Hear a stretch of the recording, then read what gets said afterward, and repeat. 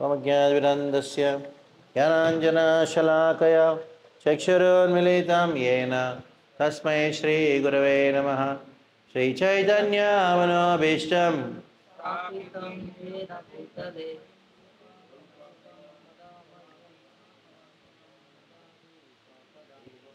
वन्देऽहं श्रीगुरो जीवितावदकमलं श्रीगुरुन् वैष्णवांश्च श्रीरूपं साग्रजातं सागणा रघुनाथान्वितं तं सजीवं साद्वैतं सावधूतं परिजनसहितं कृष्णचैतन्यदेवं श्रीराधा कृष्णपादान् सागणा ललिता श्रीविशाखान्वितांश्च नमो विष्णुपादाय श्रीमते भक्तिवेदान्त इति नामिने। नमस्ते सारस्वते देवे निर्विशेष शून्यवादी पाश्चात्यदेशतारिणे। हे कृष्णा करुणा सिन्धौ दीनबन्धौ जगत्पते गोपेश गोपिका कान्त राधाकान्त नमोस्तुते। तप्तकाञ्चन गौराङ्गी राधे वृन्दावनेश्वरी वृषभानुसुते देवी प्रणमामि हरिप्रिये। वाञ्छाकल्पतरुभ्यश्च कृपा सिन्धुभ्य एव च पतितानां पावनेभ्यो वैष्णवेभ्यो नमो नमः। जय श्री कृष्ण चैतन्य प्रभु नित्यानंद श्री अद्वैता गदाधर श्रीवासादि गौरभक्तवृंद। हरे कृष्णा कृष्णा कृष्णा हरे हरे, हरे राम राम राम हरे हरे। हरे कृष्णा कृष्णा कृष्णा हरे हरे, हरे राम राम राम हरे हरे। हरे कृष्णा कृष्णा कृष्णा हरे हरे, हरे राम రామ రామ హరే హరే. నిన్న మనం భగవంతుడు ఉన్నాడు, ఆయన అస్తిత్వానికి ప్రమాణాలను ఇచ్చాం. నాస్తిక ఈ రెండు రకాలు మతములు ఉన్నాయి. నేను నాస్తికుడిని. ఆస్తికుడు అయినంత మాత్రంతోనే భగవంతుడు చెప్పిన మాటను నమ్ముతాడు, చేస్తాడు అనేది లేదు. అట్లాగే నాస్తికుడు అయినంత మాత్రంతోనే భగవంతుడిని స్వీకరించడం ఇంకోటి లేదు. ఇవన్నీ తాత్కాలికమైన మతాలు. సమయం వచ్చినప్పుడు నాస్తికుడు కూడా ఆస్తికుడు అయిపోతాడు. ఆస్తికుడు అయినా కూడా భగవంతుడి మాట వినకుండా ఏదో ఉన్నాడు అనుకుంటున్న మాత్రంతోనే ఆస్తికుడు కాడు. భగవంతుడు ఉన్నాడు, ఆయన చూసుకుంటాడు, నా పని ఆయన చూసుకుంటాడు. భగవంతుడు ఉన్నాడు అని గుర్తించిన మాత్రంతోనే నేను ఆస్తికుడిని అని చెప్పలేము. ఒక పిల్లవాడు తండ్రి చెబుతాడు, అయినా నాకు చాలా నీరసంగా ఉంది, ఒక గ్లాస్ మంచినీళ్ళు తీసుకురా అన్నాడు తండ్రి. ఆ పిల్లవాడు ఏమన్నాడు? వింటాడు, ఏం చేయడు. అరే నేను నీ తండ్రిని రా, నా మాట విను. ఆ పిల్లవాడు అంటాడు, నాన్న నేను నిన్ను నమ్ముకుంటా, రారా ఒక గ్లాస్ నీళ్ళు తీసుకురా అంటే, నేను నిన్ను నమ్ముకుంటా అన్నా, నువ్వు ఉన్నాను నమ్ముకుంటున్నా అంట. నీ మాటను నమ్మను ఏంటి, నువ్వు ఉన్నాను నమ్ముకుంటాను. భగవంతుడు ఉన్నాడు నమ్మకం అండి. ఉన్నాడు అని నమ్మకం, దానివల్ల నువ్వు ఆస్తికుడివి కావు. భగవంతుడు ఉన్నాడు, ఆయన చెప్పిన మాటని నమ్ముకుంటే అప్పుడు భగవంతుడు నమ్మినట్టు. భగవంతుడు కేవలం ఉన్నాడు అని నమ్మకం మాత్రంతోనే వాడు ఆస్తికుడు కాడు. ఎట్లా పోతే ఒక పుత్రుడు తండ్రి ఉన్నాడు అని నమ్మకంతో ఉంటే మాత్రంతోనే వాడు పుత్రుడు కాడు, మంచి పుత్రుడు కాడు. తండ్రి చెప్పిన మాటని నమ్ముకొని ఆ మాటల ప్రకారంగా జీవితాన్ని కొనసాగించాలి. అప్పుడు ఆ తండ్రిని నమ్మినట్టు. భగవంతుడిని మేము నమ్ముకున్నాము అంటే ఏమిటి? ఆయన ఎవరో తెలియాలి, ఆయన చెప్పిన మాటలు ఏమిటో తెలియాలి. ఆ చెప్పిన మాటలు నమ్ముకోవాలి. అంటే అది కనుక నేను ఆచరిస్తే నాకు శ్రేయం కలుగుతుంది, నాకు మంచిదవుతుంది అని, అది దాని నమ్మకం అన్నారు. ఇప్పుడు బజార్లో వెళ్ళి అడిగారనుకోండి, దేవుడు ఉన్నాడా? దేవుడు ఉన్నాడా అండి, నమ్ముకుంటాం. ఎవరు తెలుసా? తెలీదు. దేవుడు ఎవరో తెలీదు, ఎవడో ఉన్నాడు. తెలియని వాడి మీద నమ్మకం ఉంటుందా? చూడు ఎంత గమ్మత్తు. అందరూ అంటారు దేవుడు నమ్ముకుంటామండి, మేము నమ్ముకుంటాం. ఎవరు? తెలీదు.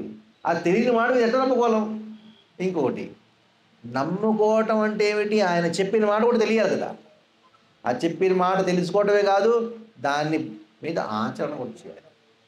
అందుకని నేను నాస్తికుడిని భగవంతుని నమ్ముకోను, ఇవన్నీ పుట్టగథలు మాత్రమే. దానికి ఎటువంటి సత్యం లేదు, దానికి ఎటువంటి తత్వం లేదు. నిన్న ఈ విజ్ఞానం మీద ఆధారపడి అందరూ నాస్తికులైపోతున్నారు. అయితే ఆ వేదాల్లో ఉండే విజ్ఞానాన్ని కనుక చూస్తే, ఇప్పుడు చెప్పిన ఆ వైజ్ఞానికులు చెప్పిన మాటలు పుట్టకథల్లా ఉంటాయి. వైజ్ఞానికులు చెప్పింది పుట్టకథల్లాగా ఉంటాయి. నిజంగా చెప్పాలంటే విజ్ఞానం అనేది వేదాల్లో ఉంది. అదే విజ్ఞానాన్ని మనం చెప్పుకొని నిన్న భగవంతుడు ఉన్నాడు అని మనం ఎస్టాబ్లిష్ చేశాం, దాన్ని ప్రమాణంగా స్థాపించాం. భగవంతుడు ఉన్నాడు అని ప్రమాణంగా ఎట్లా స్థాపించాం? మొట్టమొదటిది ఏమిటంటే, ఈ ప్రపంచంలో ఒక వ్యవస్థ ఉన్నది. వ్యవస్థ అంటే వ్యవస్థాపకుడు ఉన్నాడు. ఈ ప్రపంచంలో ప్రతి ఒక్క దాన్ని ఏదో డిజైన్ చేయబడి ఉన్నది. ఆ డిజైన్ ఉంటే వెనక డిజైనర్ ఉన్నాడు. ఈ ప్రపంచంలో ప్రతి ఒక్క దానికి వెనక కొన్ని నియమాలు ఉన్నాయి. ఆ నియమాలను నియమించేవాడు నియామకుడు ఉన్నాడు. నియమ అంటే రూల్స్, లాస్ అట్లాగే రావు, పై నుంచి గాలి నుంచి రావు. అది నియమాల్ని, లాస్, దాన్ని స్థాపించేవాడు, చేసినవాడు ఉంటాడు, దాన్ని నియమించేవాడు ఉంటాడు.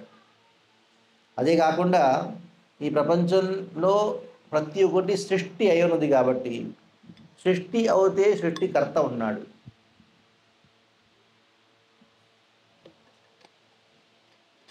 వీటి గురించి చెప్పుకుంటూ నిన్న మనం భగవంతుడు ఉన్నాడు, అయినా ఎందుకు కనిపించట్లేదు అంటే కనిపించాలి కదా. ఎందుకు కనిపించలేదు? మనం చూడలేకపోతున్నాం. ఎట్లా చూడగలం? అదృశ్య జగత్తు ఉన్నదే, కనిపించిన జగత్తును చూసి కనపడని భగవంతుడిని చూడవచ్చు. ఎట్లాగోతే ముత్యాల మాల, ముత్యాలు కనిపిస్తున్నాయి, ఆ ముత్యాలు వెనకున్న దారం కనిపించట్లా. ఆ దారాన్ని ఎట్లా చూడగలం? చూడలేని దారాన్ని చూసిన ముత్యాల ద్వారా మనం చూడగలం.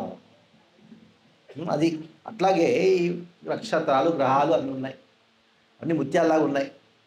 కానీ వెనక ఎవరు ఉన్నారు? అవన్నీ పట్టుకున్నాడు కదా, ఎవరు? భగవంతుడు. అలా కనిపించడు అని కనిపించిన జగత్తుని చూసి కనిపించని భగవంతుడిని మనం చూడగలం. Unseen God can be seen by the seen world. తర్వాత భగవంతుడు ఒకడే ఉంటే ఒకే ధర్మం ఉండాలి కదా. ఇన్ని రకరకాల ధర్మాలు ఎందుకు ఉన్నాయి నేను చెప్పుకుందాం. ఈ రకరకాల ధర్మాలు ఉండడానికి కారణం ఏంటంటే రకరకాలైన మనుషులు ఉన్నారు. ధర్మం ఒకటే అయినా ఒక ప్రాంతానికి కొన్ని తామసిక, రాజసిక ప్రవృత్తులు ఉన్నవాడు ఉండడం వల్ల ఆ ఒకే ధర్మమే ఇంకొక రకంగా చెప్పబడి ఉంటుంది. ఎందుకంటే అన్ని ధర్మాల్లో మీరు చూస్తే అందరు చెబుతారు, జపం చేయమని చెబుతారు. వాళ్ళ చేతుల్లో కూడా చెప్పాలి ఉంటుంది, దాన్ని రోజరీ అంటారు. అక్కడ తులసి మాల లేదు కాబట్టి మనం తులసి మాల ఇక్కడ ఉంది. వాళ్ళ దగ్గర గ్లాస్, రోజరీ గ్లాస్తో తయారు చేసి ఉంటుంది. అట్లా అన్ని ధర్మాలు ఒకే ధర్మం నుంచి వచ్చింది. ఆ ధర్మం పేరు ఏమిటి? సనాతన ధర్మం. నిన్న మనం చెప్పుకున్న ధర్మం అంటే ఏమిటి? ధర్మం అంటే ఒక గుణం. ఏ గుణం అయితే ఆ వస్తువు నుంచి, ఆ వ్యక్తి నుంచి మనం విడిగా తీసి పెట్టలేమో దాన్ని ఏమన్నాం? ధర్మం అన్నాం. మంట, అగ్ని. అగ్నికి ధర్మం ఏమిటి? వేడి, కాంతి, ఈ రెండు ఇవ్వటం అగ్నికి ధర్మం. ఆ వేడిని, కాంతిని ఆ అగ్ని నుంచి బయట తీయలేము. అది తీస్తే అగ్ని అగ్ని కాదు. అట్లాగే ఆత్మధర్మం ఏంటి? ప్రేమించటం. మరొకరిని ప్రేమించేది ఆ ఆత్మ యొక్క ధర్మం అది. ఎందుకంటే ప్రేమ అనేది ప్రతి ఒక్క జంతువులను చూస్తాం. పుట్టంగానే ఆ పిల్లవాడు తల్లిని ప్రేమిస్తాడు. ఎవరు నేర్పించక్కర్లా. క్రూరమైన జంతువులు కూడా ప్రేమ ఉంటుంది. ఎప్పుడైతే ఆ ప్రేమని ప్రాప్తించడానికి ఒక ఆశ ఉంది, ఆశ కోల్పోతాడో అప్పుడు అనుకుంటాడు జీవితమే వ్యర్థం అనుకుంటాడు. అంటే మన ప్రాణానికి, ఆత్మకి, ప్రేమకి చాలా గాఢమైన సంబంధం ఉన్నది. ప్రేమించడం ఆత్మ యొక్క ధర్మం. నిన్న మనం చెప్పుకుందాం, చిన్న పిల్లవాడు పుట్టంగానే తల్లిని ప్రేమిస్తాడు, తర్వాత తండ్రిని ప్రేమిస్తాడు, తర్వాత ఫ్రెండ్స్ని, గర్ల్ ఫ్రెండ్స్ని, భార్యని, బిడ్డల్ని ప్రేమిస్తాడు. అందరినీ ప్రేమించి చివరికి ఎవరు ప్రేమించడానికి ఎవరు దొరకకపోతే ఎవరిని ప్రేమిస్తాడు? ఒక్కరిని ప్రేమిస్తాడు. నేను చెప్పాగా, if you don't love GOD అంటే ప్రేమించటం అనేది వాడు వదలలేడు. అవుతే ఏం చేశాడు? ప్రేమించిన వాడిని వదిలేశాడు. ప్రేమించిన వాళ్ళందరూ వదిలేశాడు. I love you, I cannot live without you అని ఒక యువకుడు యువతితో ప్రేమించి, ఆ యువతి కూడా అంటుంది నా ఇంటి నుంచి పారిపోయి కోర్టు మ్యారేజ్ చేసుకొని 6 నెలల తర్వాత మళ్ళీ వచ్చేస్తారు ఇంటికి. ఏమిట్రా ఎక్కడికి వెళ్ళామంటే డైవోర్స్ అయిపోయిందంటాడు. ఏమైంది? 6 నెలల్లోనే ఇంత ఇంటి తల్లిదండ్రులు వదిలేసి అమ్మాయి కోసం నువ్వు ఎక్కడికెక్కడికి ఏదేదో చేశావు, ఇప్పుడు ఆ అమ్మాయిని పేరు చెబితే నీకు ఆ ద్వేషం వచ్చేసింది. ఎక్కడి నుంచి ఏమైంది? ఫస్ట్ అన్నావు I cannot live without you అన్నావు, 6 నెలల తర్వాత I cannot live with you అన్నావు. ఏమిటి? ఎందుకంటే నువ్వు ఎవరినో అయితే ప్రేమించావో ఒక ఆశ, ఈ ప్రేమిస్తే నా మనసులో, నా హృదయం నుండి ఆ ప్రేమకి ఒక ఆకలి ఉన్నది, అది నా ప్రేమ ఆకలి తీరుతుంది అనుకున్నాం. ఈ ప్రపంచంలో మన హృదయం నుండి ఆ ప్రేమకి ఆకలిని తీర్చేవాడు భగవంతుడు తప్పితే ఎవ్వరు లేరు. అందుకని భగవంతుడు స్వీకరించాలి. ప్రేమ కోసమే భగవంతుడు స్వీకరించాలి. కానీ భయం వల్ల కావచ్చు, ఒక ఆశ కోరికల వలన కావచ్చు, లేకపోతే ఏదో డ్యూటీగా ఇది నా ధర్మం, భగవంతుడు ఒక అగరబత్తి పొద్దున, ఒక అగరబత్తి సాయంత్రం, దానికోసం చేయకూడదు. ఆపేసింది, సౌండ్ వస్తుంది.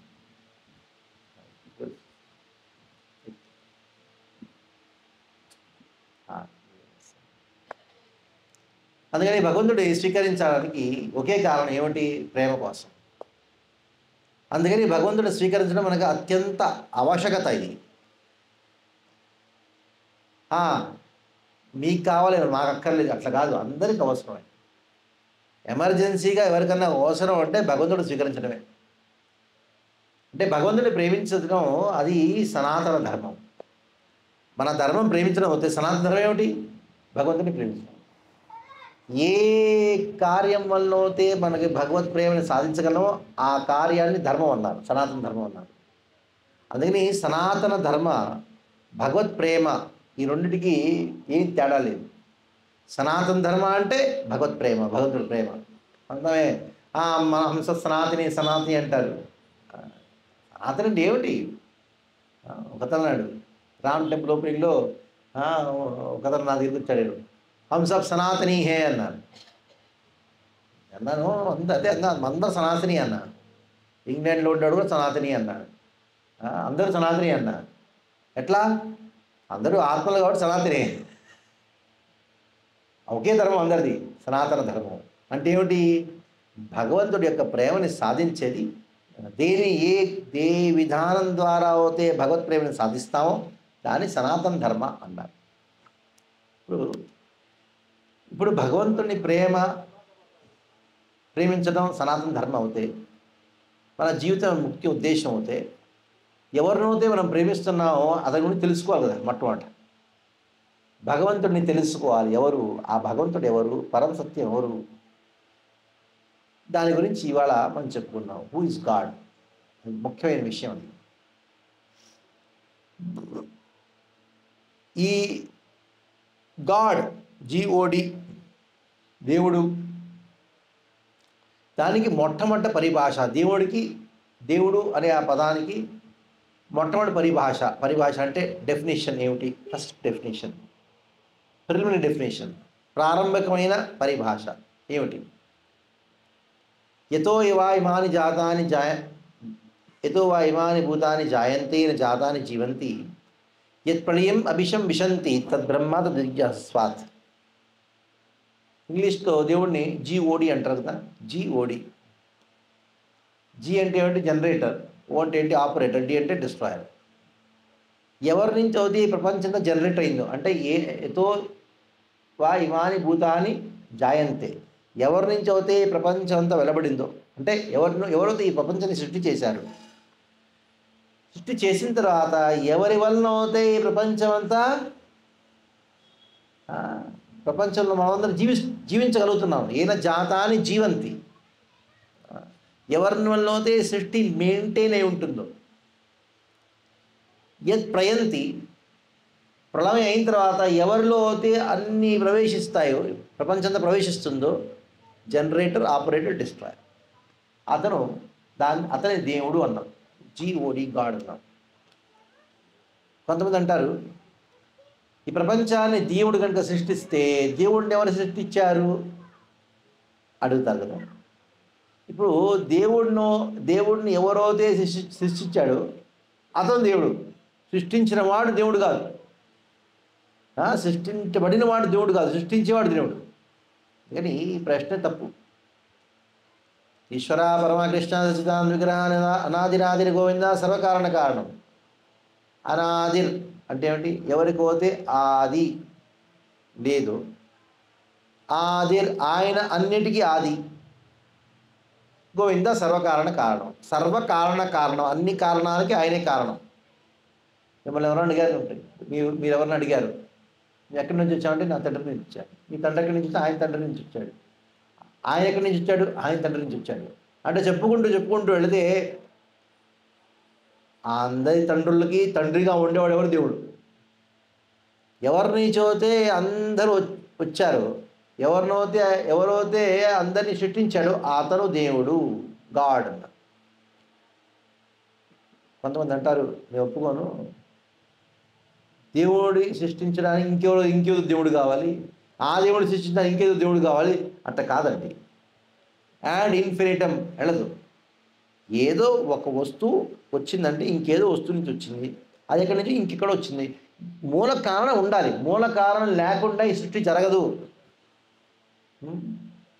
అతను పుస్తకం రాశాడు, ఈ భూమిలో ప్రాణం అంటే జీవుడు ఎక్కడి నుంచి వచ్చాడు. పెద్ద రీసెర్చ్ చేసి ఇంత పెద్ద గ్రంథాన్ని రాశాడు. వాడికి నోబెల్ ప్రైజ్ ఇచ్చేశారు. ఆ గ్రంథంలో చివరిలో ఏం రాశాడు? ఈ ప్రపంచంలో భూమి మీద ప్రాణం అంటే జీవుడు ఇంకొక లోకం నుంచి వచ్చాడు. నోబెల్ ప్రైజ్ ఇచ్చేశారు. ఒక ప్రశ్న అడిగాడు, నాయన ఆ లోకంలో జీవుడు ఎక్కడి నుంచి వచ్చాడు? ప్రాణం ఎక్కడి నుంచి వచ్చింది? Where did life come from in to that planet అంటే ఇంకో గ్రంథం రాస్తాడు, ఇంకో పుస్తకం రాస్తాడు. లాస్ట్ ఏం చెబుతాడు? ఆ లోకానికి ఆ జీవుడు ప్రాణం లైఫ్ అనేది ఇంకొక లోకం నుంచి వచ్చింది. ఇంకొక నోబెల్ ప్రైజ్. ఇదే పిచ్చితనం జరిగేది. అందరికీ ఒక మూల కారణంగా ఉంటేనే ఈ ప్రపంచం సృష్టి జరిగింది. సర్వకారణ కారణం. దాన్ని అన్ని కారణాలకి కారణంగా ఉన్నాడు దేవుడు. కాబట్టి ఎవరో ఈ ప్రశ్న అడగకుండా ఉండటానికి, ఏ ప్రశ్న? దేవుడు ఎక్కడి నుంచి వచ్చాడు ఆ ప్రశ్నని అడగకుండా ఉండటానికి మనం ఆ దేవుడి ఆ పదానికి డెఫినేషన్ మారుద్దాం. ఎట్లా? సర్వకారణ కారణం, అన్ని కారణాలకి కారణం. దేవుడు ఎవరంటే ఎవరికైతే కారణం లేదు, తర్వాత అన్ని కారణాలకు కారణస్వరూపుడుగా ఉన్నాడు అతను దేవుడు. కారణం లేనివాడు, అన్ని కారణాలకి కారణ స్వరూపంగా ఉండేవాడు, కారణభూతంగా ఉండేవాడు. హిందీలో చెప్పాలంటే భగవాన్ ఓ కారణ్ హై జిన్కా కోయి కారణ్ నే సారే కారణం ఒక కారణం, అన్ని కారణాలకి కారణం. అది ఆ దేవుడి యొక్క డెఫినేషన్. మాడిఫై చేయాల్సి వస్తుంది. శాస్త్రాల్లో సర్వకారణ కారణం చెప్పారు. అయినా ఈ కలియుగంలో అన్ని కారణాలకు కారణం ఆయనకి ఎవరు కారణం అంటే లీగల్గా ఒక క్లాస్ పెట్టాలి. ఏమిటి, ఆయనకే ఎటువంటి కారణం ఉండకూడదంట. ఆయన అన్ని కారణాలకి కారణంగా ఉండాలి. అతను భగవంతుడు, అతను దేవుడు. విన్నాము, మేము విన్నామండి. దేవుడు పైన ఉంటాడంట, ఎక్కడో పైన ఉంటాడంట.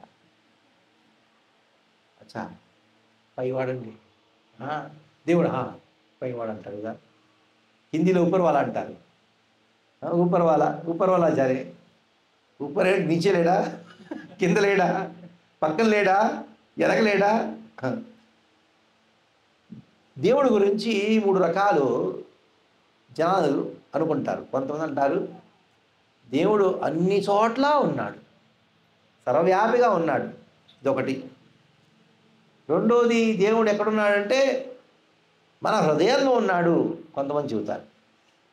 కొంతమంది ఏమంటారు దేవుడు ఎక్కడున్నారంటే వైకుంఠంలో ఉన్నాడు.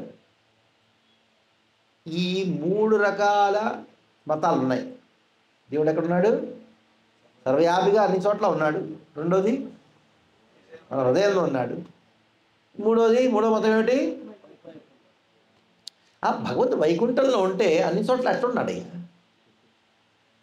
దీనికి ఒక ప్రశ్న. భగవంతుడి గురించి 3 మతాలు అది కరెక్టే, దానిలో ఎటువంటి తప్పు లేదు. అయినా మనం అర్థం చేసుకునే దానిలో తప్పు. అర్థం అంటే చేసుకోవాలి. భగవంతుడు వైకుంఠంలో ఉన్నా కూడా అన్ని చోట్ల ఎట్లా ఉన్నాడంటే సూర్యుడిలాగా ఉన్నాడు. సూర్యుడు ఒక చోటు ఉంటాడు ఆకాశంలో. ఆయన ఆ సూర్యుడి నుంచి వెళ్ళబడిన వెలుతురు ఉన్నదే, ఆ కాంతి, ఆ కిరణాలు, అది సర్వవ్యాపిగా ఉన్నాయి. అంటే సూర్యుడు ఒక చోట ఉన్నా కూడా ఆయన కిరణాల వలన ఆయన ప్రభావాన్ని అన్ని చోట్ల చూపిస్తాడు, సర్వవ్యాపిగా ఉన్నాడు. సూర్యుడు ఆయన కిరణాల ద్వారా సర్వవ్యాపిగా ఉన్నాడు. సూర్యుడు ఒక చోట ఉన్నా కూడా అన్ని చోట్ల ఉన్నాడు. సూర్యవత్ బహుదీయతే. బల్బు ఒక చోట ఉంది, ఆ బల్బు నుంచి వచ్చే ఆ కాంతి సర్వవ్యాపిగా ఉంది. ఇప్పుడు ఆ బల్బు కాంతి దానిలో తేడా ఉన్నది, వ్యత్యాసం కూడా ఉన్నది, అయినా ఒకటి కూడా. అట్లాగే ఆ సూర్యుడు ఆయన యొక్క ప్రభావాన్ని, ఆయన యొక్క అస్తిత్వాన్ని అన్ని చోట్ల సూర్య కిరణాల ద్వారా మనకి అనుభవాన్ని కలిగిస్తున్నాడు. భగవంతుడు వైకుంఠంలో ఉన్న ఆయన ప్రభావం, ఆయన శక్తి అన్ని చోట్ల ఉన్నది, సర్వవ్యాపిగా ఉన్నది. అంటే ఆ భగవంతుడి యొక్క, దేవుడి యొక్క సర్వవ్యాపి తత్వాన్ని బ్రహ్మన్ అన్నారు. దేవుడి యొక్క ఆ సర్వవ్యాపి తత్వాన్ని ఏమన్నారు, బ్రహ్మ. ఇప్పుడు దేవుడు ప్రతి ఒక్క హృదయంలో ఉన్నాడు. ఎట్లా ఉన్నాడు, దానికి ఇంకొక ఉదాహరణ సూర్యుడే. మీరు ఒక పెద్ద గ్రౌండ్లో పెద్ద పెద్ద కొండలు పెట్టండి, నీటిలో నిండిన కొండలు పెట్టండి. 100 కొండలు పెట్టారు. మధ్యాహ్నం ఒకటి వెళ్ళి చూడండి, ఆ కొండల్లో ఏం కనిపిస్తున్నాడు, సూర్యుడు కనిపిస్తుంది. సూర్యుడు యొక్క ప్రతిబింబం కనిపిస్తుంది. ఆ 100 కొండల్లోనూ ఒకే సూర్యుడు యొక్క ప్రతిబింబం 100 కొండలు కనిపిస్తుంది. అట్లాగే ఆ ఒకే దేవుడు ప్రతి ఒక్క జీవుడి యొక్క హృదయంలో ప్రతిబింబంగా ఉన్నాడు. దాన్ని పరమాత్మ అన్నారు. దేవుడి యొక్క సర్వవ్యాపి తత్వాన్ని బ్రహ్మాన్ని అన్నారు. ఆ దేవుడి యొక్క ప్రతి ఒక్క హృదయంలో ఆ ప్రకాశాన్ని ఏమన్నారు, పరమాత్మ అన్నారు. ఎట్లా అవుతుంది, సూర్యుడు యొక్క ప్రతిబింబం ప్రతి ఒక్క కొండలో ఉంది కదా. ప్రతి ఒక్క కొండలో మీరు సూర్యుడు చూశాడు, 100 కొండలు ఉన్నాయి, 100 సూర్యులా? ఒకే సూర్యుడు, ఒకే దేవుడు ప్రతి ఒక్క హృదయంలో ఏ రూపంలో ఉన్నాడు, పరమాత్మ కొండ. అదే స్వయంగా సూర్యుడు ఆకాశం విహరిస్తున్నాడు. ఆయన ఎవరు, భగవంతుడు వైకుంఠంలో ఉన్నాడు. ఆ సూర్యుడి నుంచే ఆ సూర్యకిరణం కిరణాలు వెలబడ్డాయి. ఆ సర్వవ్యాపితత్వ బ్రహ్మ ఉన్నదే, ఆ దేవుడి యొక్క సర్వవ్యాపితత్వం ఉన్నదే, అది దేవుడి మీద ఆధారపడి ఉంటుంది, భగవంతుడి మీద ఆధారపడి ఉంటుంది, సూర్యుడి మీద ఆధారపడి ఉంటుంది. పరమాత్మ తత్వం కూడా భగవాన్ మీద ఆధారపడి ఉంటుంది. అందుకని బ్రహ్మన్, పరమాత్మ, భగవాన్ ఈ మూడు మాటలు గుర్తుపెట్టుకోవాలి. దేవుడి యొక్క సర్వవ్యాపి తత్వాన్ని ఏమన్నారు? బ్రహ్మన్ అన్నారు. దేవుడి యొక్క ప్రతి ఒక్కళ్ళ హృదయంలో ఉండే ఆ ప్రకాశాన్ని ఏమన్నారు? పరమాత్మ అన్నారు. ఆ దేవుడు ఉండే వైకుంఠంలో ఉండే దేవుడిని ఏమన్నారు? భగవాన్ అన్నారు. ఈ మూడు పదముల గురించి మీరు తెలుసుకుంటే భగవంతుడి గురించి, పరమాత్మ గురించి, బ్రహ్మతత్వం గురించి ఉండే ప్రపంచం అన్ని కన్ఫ్యూషన్స్ దూరం అయినట్టే.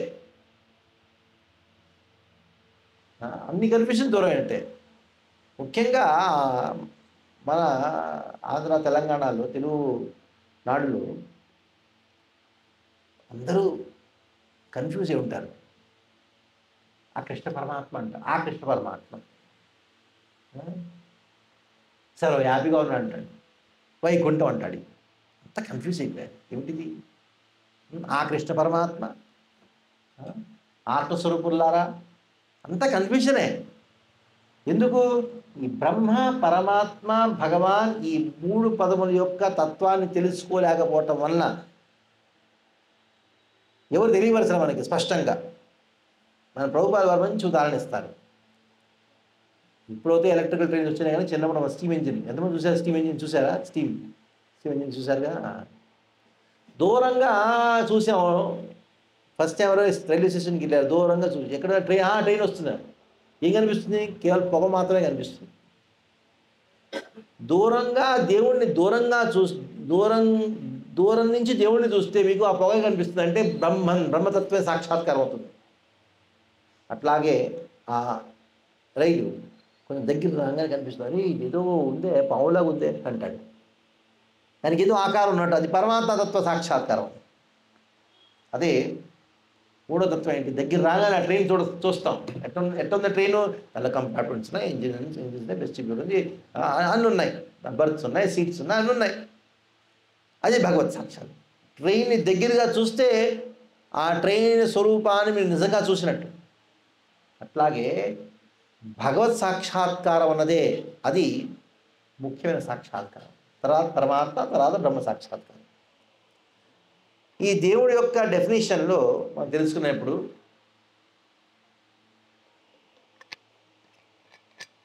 బ్రహ్మన్, పరమాత్మ, భగవాన్ అని ఈ బ్రహ్మతత్వం భగవంతుడి మీద ఆధారపడి ఉన్నది, పరమాత్మ తత్వం కూడా భగవతత్వం మీద ఆధారపడి ఉంది. ఎట్లాగోతే సూర్యుడి కిరణాలు ఎక్కడి నుంచి వచ్చినాయి? అట్లాగే బ్రహ్మ కూడా ఏమిటి? భగవాన్ నుంచి వచ్చాయి. పరమాత్మ కూడా భగవాన్ మీద ఆధారపడి ఉంటుంది, అంటే సూర్యుడి యొక్క ప్రతిబింబం కదా. అందుకని దేవుడి గురించి నిజంగా పూర్ణంగా తెలుసుకోవాలి అంటే మనం భగవాన్ గురించి తెలుసుకోవాలి, భగవాన్ గురించి తెలుసుకోవాలి. కొంతమంది అంటారు, నమ్ముకుంటామండి, ఏదో శక్తి ఉంది అనుకుంటారు. ఏదో శక్తి అంట. దేవుడు కేవల శక్తి కాదు, శక్తివంతుడు. కేవల శక్తి కాదు, శక్తివంతుడు. ఇప్పుడు ఒక శక్తిమాన్ అంటారు, శక్తివంతుడు. ఇప్పుడు చూడండి, కరెంట్ అది శక్తి, జనరేటర్ శక్తిమాన్. కరెంట్కి ఆకారం ఉందా? ఆ కరెంట్ ఎక్కడి నుంచి వస్తుందో జనరేటర్కి ఆకారం ఉందిగా. అట్లాగే భగవంతుడు నుంచి వచ్చిన శక్తి బ్రహ్మతత్వం. ఆ బ్రహ్మతత్వానికి ఆకారం లేదు. ఆ బ్రహ్మతత్వం ఎక్కడి నుంచి వచ్చిందో భగవంతుడు ఆకారం. కొంతమంది అంటారు భగవంతుడికి ఆకారం లేదంటాడు. నిజమే, దీనికి ఆకారం లేదు. భగవంతుడి యొక్క శక్తికి ఆకారం లేదు. కరెంట్కి ఆకారం లేదు. బల్బుకి ఆకారం ఉందా? బల్బు లైట్కి, ఆ లైట్ ఎక్కడి నుంచి వచ్చింది? బల్బు నుంచి వచ్చింది కదా. మనం చెప్పాం బల్బుకి ఆకారం లేదు అంటే అది ఒక విధంగా రైట్. ఎందుకంటే బల్బు నుంచి వచ్చిన లైట్కి ఆకారం లేదు. అట్లాగే భగవానికి ఒక ఆకారం ఉన్నది. ఆ భగవాన్ నుంచి వచ్చిన శక్తి ఉన్నదే, సర్వవ్యాపి తత్వం ఉన్నదే, దానికి ఆకారం లేదు. అది తెలుసుకోవాల్సింది. ఇంకా ముందుకు వెళదాం. భగవాన్ అనే ఆ పదానికి దానికి అర్థం ఏమిటి? భగవాన్ అనే పదానికి డెఫినేషన్ ఏమిటి? పరిభాష. డెఫినేషన్ అంటే పరిభాష. పరాశర మహర్షి విష్ణు పురాణంలో ఈ మాట చెప్తారు, ఐశ్వర్యస్య సమగ్రశ్చ అన్నాడు. ఎవరిలో అయితే 6 లక్షణాలు 6 గుణములు పూర్ణంగా ఉంటాయో అతనిని భగవాన్ అన్నారు. ఈ 6 గుణములు ఏమిటి? ఐశ్వర్య అంటే భగవాన్ అని మనం ఎవరిని సంబోధించగలం? ఎవరిని సంబోధించాలి? ఎవరిలో అయితే ఐశ్వర్యం ఉన్నది. ఎంత ఉంది? తత్సమః తదధికశ్చ దృశ్యతే. ఎవరిలో అయితే ఎంత ఐశ్వర్యం ఉందంటారు? ఎవరు అంత ఐశ్వర్యవంతుడు ఉండకూడదు, అంతకంటే మీరిన ఐశ్వర్యం వారి దగ్గర ఉండకూడదు. అటువంటి వాడిని భగవాన్ అని చెప్పగలం. నా తత్సమః, ఐశ్వర్యంలో ఆయనకి ఎంత ఐశ్వర్యం ఉండాలంటే ఆయనకి పోల్చడానికి, ఆయనకి సమానంగా ఇంకెవరికి ఐశ్వర్యం ఉండకూడదు, ఆయనకంటే ఎక్కువ ఐశ్వర్యం ఉండకూడదు.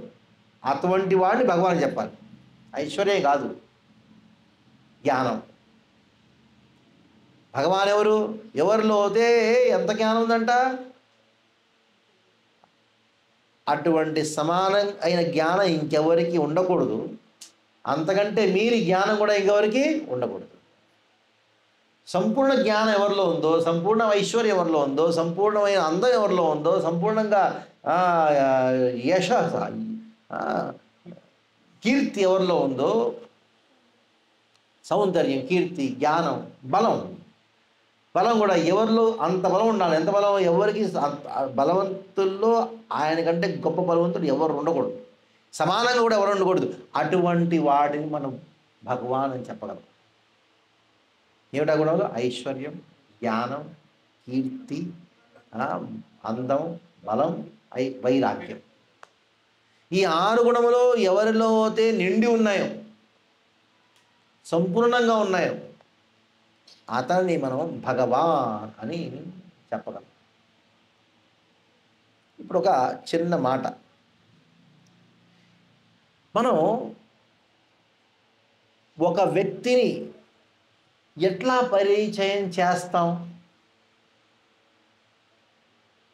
గుణముల ద్వారా పరిచయం చేస్తాం.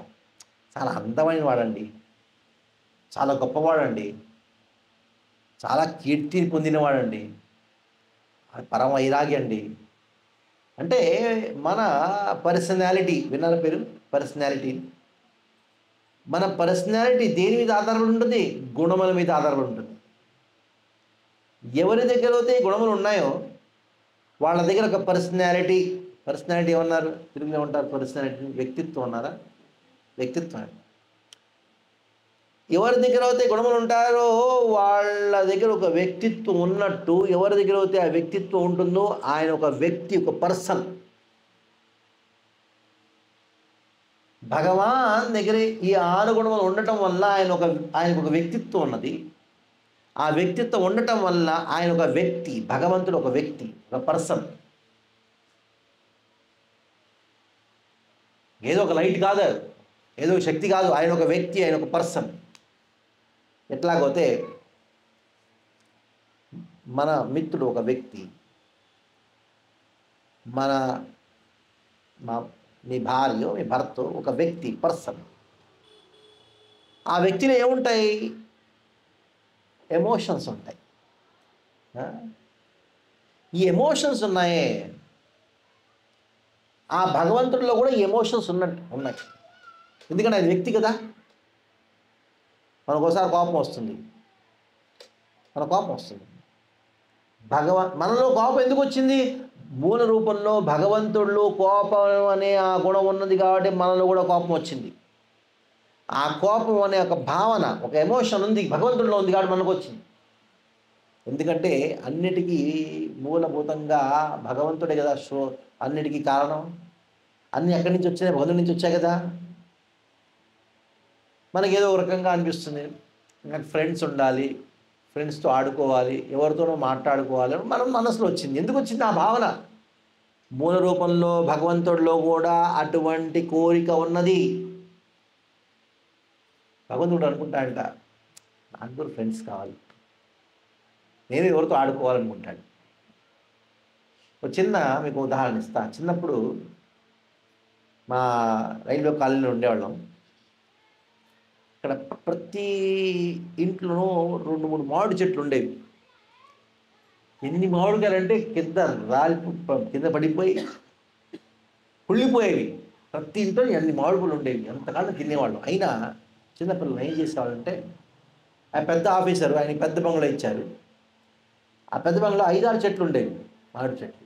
వాళ్ళ ఇంటికి వెళ్ళి కాంపౌండ్ వాల్ దగ్గరికి అక్కడ రాళ్ళు తీసుకొని ఆ మామిడికాయలు కింద పడేసి కొట్టుకొని దొంగతనం చేసుకొని దొంగిలించుకొని మామిడి పళ్ళని తీసుకొచ్చి సీక్రెట్గా కూర్చొని తినేవాళ్ళం. ఇంట్లో ఎన్నో మామిడి పళ్ళు ఉన్నాయి, కుళ్ళిపోతున్నాయి కూడా. అయినా ఇంకొకరి ఇంటికి వెళ్ళి దొంగతనం చేసుకొని ఆ మామిడి పళ్ళు తినే ఆ రుచి ఉన్నదే, అది ఇంట్లో మామిడి పళ్ళు తింటే రాదండి. ఇప్పుడు చెప్పండి, ఈ పిల్లల్లో ఈ గుణం ఎక్కడి నుంచి వచ్చింది? ఈ ఎమోషన్ ఎక్కడి నుంచి వచ్చింది? ఎందుకు ఎక్కడి నుంచి వచ్చింది? భగవంతుడిలో మూల రూపంలో ఉంది కాబట్టి. అంటే భగవంతుడు ఒక వ్యక్తి. మనం పిచ్చితనం ఏం చేస్తామంటే, ఎంతో దూరం నుంచి వచ్చాం, వెంకటేశ్వర దర్శనానికి వచ్చాం, గుడికి వచ్చాం, ఆ లైన్లో నుంచున్నాం, ఆ వెంకటేశ్వర స్వామి ముందు రాగానే కళ్ళు మూసుకుంటాం. ఎవరో మీకోసం వచ్చాడండి, మీ మిత్రుడు వచ్చాడు, ఫ్లైట్ పెట్టుకొచ్చాడు, ఢిల్లీ నుంచి వచ్చాడు, కాలింగ్ బెల్ ప్రెస్ చేశాడు, మీరు డోర్ ఓపెన్ చేశారు, తలుపు తీయంగానే మీ ఫ్రెండ్ మిమ్మల్ని చూశాడు, చూడడానికి కళ్ళు మూసుకున్నాడు. మీరు అడిగారు, అయినా ఏమిటి లోపల రారా అంటే, ఏం చేస్తున్నావు? కళ్ళు మూసుకున్నావు. ఎందుకు కళ్ళు మూసుకున్నావు? నేను నీ మీద ధ్యానం చేస్తున్నాను. ఈ మాట ఎందుకు చెబుతున్నానంటే, ఇంపర్సనలిజం. భగవంతుడు నీతో మాట్లాడదలుచుకున్నాడయ్యా, మాట్లాడాయనతో. భగవంతుడిలో కోరిక ఉంది, నీతో మాట్లాడాలని కోరిక, నీతో ఆడాలని కోరిక, నీతో డ్యాన్స్ చేయాలని కోరిక ఉంది ఆయనలో. మనం అనుకుంటాం కళ్ళు మూసుకొని ధ్యానం చేస్తున్నాం. భగవంతుడు నీకు ధ్యానం అక్కర్లా. భగవంతుడు ఏం కావాలి తెలుసా? నీతో ఆడుకోవాలనుకుంటున్నాడు. ఎందుకంటే ఆయన వ్యక్తి, ఈజ్ ఏ పర్సన్. మీ భార్య, మీ భర్త, మీ పిల్లలు ఎట్లాగైతే ఒక వ్యక్తి వాళ్ళ ఎమోషన్స్ ఉంటాయో, అట్లాగే ఆ భగవంతుడిలో ఎమోషన్స్ ఉన్నాయి. ఎందుకున్నాయి? ఆయనకు ఒక పర్సనాలిటీ ఉంది. ఎందుకు పర్సనాలిటీ? గుణములు ఉన్నాయి కాబట్టి. గుణముల ద్వారా ఒక పర్సనాలిటీ, వ్యక్తిత్వం ఏర్పాటవుతుంది. ఆ వ్యక్తిత్వం వల్ల మనం ఏం నిర్ణయించగలం? భగవంతుడు ఒక వ్యక్తి, ఈజ్ ఏ పర్సన్.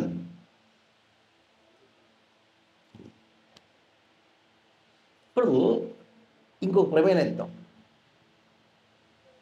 ఈ గుణములు ఉన్నాయి కదా, 6 గుణముల గురించి చెప్పాం కదా. దీనివల్ల మనం ఏం చేస్తాం? ఎవరిలోనో అందం అనే గుణం ఉన్నది. ఆ అందం వలన అతను ఏం చేస్తాడు? మరొకరికి ఆకర్షిస్తాడు. అంటే ఈ గుణముల వల్ల మనం ఆకర్షిస్తాం. ఎవరో చాలా కీర్తిని చెందినవాడు, ఓసారి చాలా సంవత్సరాల క్రితం కారులో వెళ్తుంటే ఒక ట్రాఫిక్ జామ్. నేను అడిగాను, ఏంటి ట్రాఫిక్ జామ్ అంటే, అమెరికాలో ఒక పెద్ద సింగర్, చాలా కీర్తివంతుడు ఆయన ఇండియాకి వచ్చాడు. వీళ్ళందరూ పెద్ద ట్రాఫిక్ జామ్ చూడడానికి వెళ్ళారట. ఎవరు చూడడానికి వెళ్ళారంటే అంతా ట్రైన్లో అందరు నడుచుకుంటూ వెళ్తున్నారు. వాడు పాడిన పాటలు ఉన్నాయే, వీళ్ళందరూ వెళ్ళారు కదా చూడటానికి, ఒక్కళ్ళు కూడా అర్థం కాదు వాడు పాడిన పాట. అయినా చూడటానికి వెళ్తున్నారు. ఎందుకు? ఆయన కీర్తిమంతుడు కాబట్టి. ఆయన ఎవరో తెలియదు, ఆయన పాటలు కూడా తెలియదు, దానికి సంబంధం లేదు వీళ్ళకి. అక్కడికి వెళ్తే ఏంటి, ఏం ప్రయోజనం కూడా లేదు.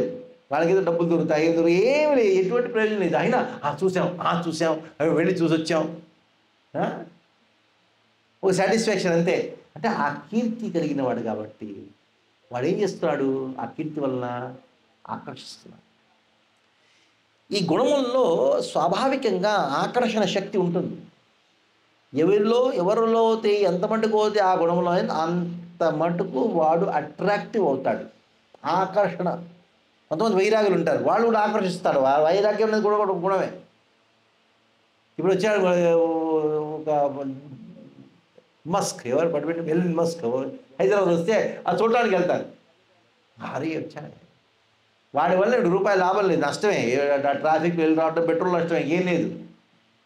వాడికి ఎటువంటి లాభం లేదు, అయినా వెళ్ళి వస్తాడు. కలిసి వద్దాం. ఒకసారి ఒకతను ఏదో పెద్ద వ్యాపారస్తుడు మా ఏరియాలో బీరా రోడ్డుకి వస్తే ఓ డివోటీ అన్నాడు, రోజు మనం వెళ్ళొద్దాం, చూసొద్దాం అన్నాడు. ఎందుకన్నా? ఆయన పెద్ద బిజినెస్ అన్నాడు. నీ బిజినెస్ నువ్వు చూసుకో అన్నా, నీ పని నువ్వు చూసుకో అన్నా కదా, నీ పని నువ్వు చూసుకో అన్నాడు. ఎందుకంటే నువ్వు అక్కడికి వెళితే వాడు బిజినెస్ మ్యాన్ అవ్వచ్చు, నువ్వు లాస్ట్లో ఉన్నావు అన్నా. నీ పని నువ్వు చూసుకో ఆయన చెప్పి, నీ పని నువ్వు చూసుకోవాలి. అట్లాగే అంటే ఈ ఎవరిలో అయితే గుణములు ఎంత మటుకు ఉన్నాయో అంత మటుకు ఏమవుతాడు, ఆకర్షణ చేస్తాడు, ఆకర్షిస్తాడు. అంటే భగవంతుడిలో అన్ని గుణములు ఉండటం వల్ల, సర్వ గుణ సంపన్నుడు అవ్వటం వల్ల ఆయనలో సర్వ ఆకర్షణ శక్తి ఉన్నది. సర్వ ఆకర్షకుడు. అట్లా అవుతే భగవాన్ సర్వ ఆకర్షకుడు అవుతే, ఆ సర్వ ఆకర్షణ అనే దానికి సంస్కృత భాషలో ఒక పదం ఏంటి చెప్పండి?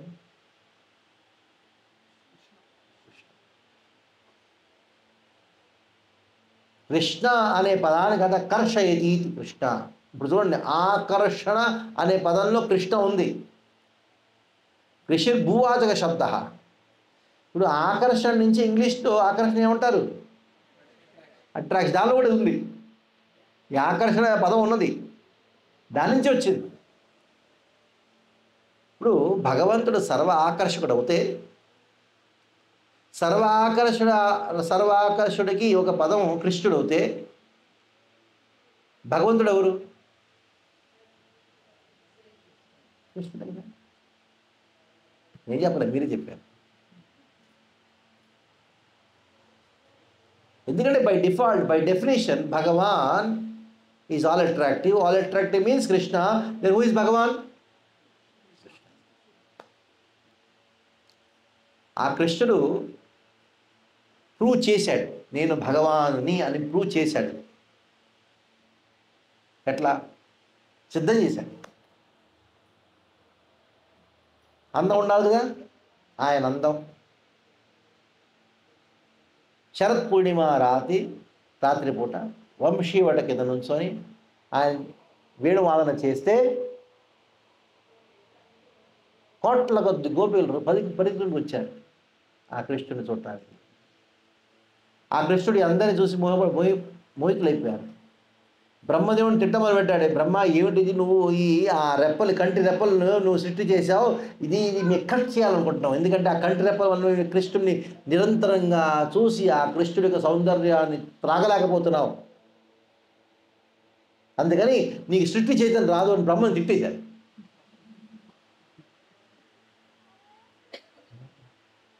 అది కాలేజ్ పోయే హీరోగిరి చేసేవాళ్ళు ఉంటారు కదా, వాళ్ళు ఏంటి రోడ్డు మీద నుంచొని ఉంటారు, నానా రకాల వేషభూషాలు ఇస్తుంటారు, అది చేస్తుంటారు ఇది చేస్తుంటారు, ఏదో షో షో అంటే ఏం చేస్తారు, షో ఆఫ్ చేస్తుంటారు. ఎవరి కుక్క కూడా చూడదాన్ని అందం అంటే అది ఆ కృష్ణుడు. ఈ సంవత్సరం మిస్ యూనివర్స్, రాబోయే సంవత్సరంలో మిస్ ద యూనివర్స్.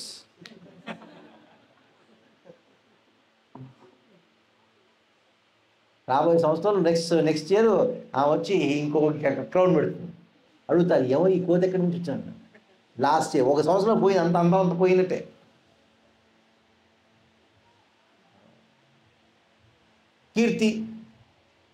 కీర్తి కోసం మన పొలిటీషియన్స్ ఏమేం చేస్తారండి.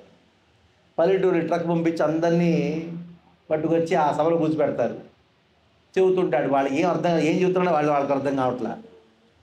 కీర్తి కోసం నానా తంటాలు పడతారు. కృష్ణుడికి ఏం చేయాలి? కీర్తి కోసం ఏం చేయక్కర్లా. 5000 సంవత్సరాల క్రితం వెన్నని దొంగిలిచ్చాడు అంతే. ఇప్పుడు దాకా మనం దాని గురించి చెప్పుకుంటున్నాం. దీన్ని కీర్తి అన్నారు. కీర్తి అంటే అట్ట ఉండాలి, చిన్న పని చేయాలి, దాని గురించి అల్లో సంవత్సరాలు అయిన తర్వాత దాని గురించి మాట్లాడుకోవాలి, అది దాన్ని కీర్తి అన్నారు. కృష్ణుడి యొక్క బలం 7 ఏళ్ళు మాత్రమే కృష్ణుడికి. 7 రోజులు చిన్న చిటికిన వేలుతో, ఎడం చేతి చిటికిన వేలుతో 7 దినములు 7 రాత్రులు కృష్ణుడు గోవర్ధన పర్వతాన్ని ధరించాడు. ఆ ధరించినప్పుడు ఏదో ధరిస్తున్నాడు, ఏదో దాన్ని వాటి కండలు ఏం లేవు. కృష్ణుడి యొక్క శరీరం మెత్తగానే ఉంది. ఎట్లా ఉండాలో ఒక వెన్నె ఎంత మెత్తగా ఉందో అంత మెత్తగానే ఉంది. ఈ మధ్య వెయిట్ లిఫ్టింగ్ కాంపిటీషన్ చేసిన వాళ్ళు ఏం చేస్తాడు? ఆ వెయిట్ని ఎత్తుతారు, ఒక్క సెకండ్ కూడా పెట్టుకుని దానికి కింద పడేస్తారు. 5 నిమిషాలు పెట్టుకుని చెప్పండి.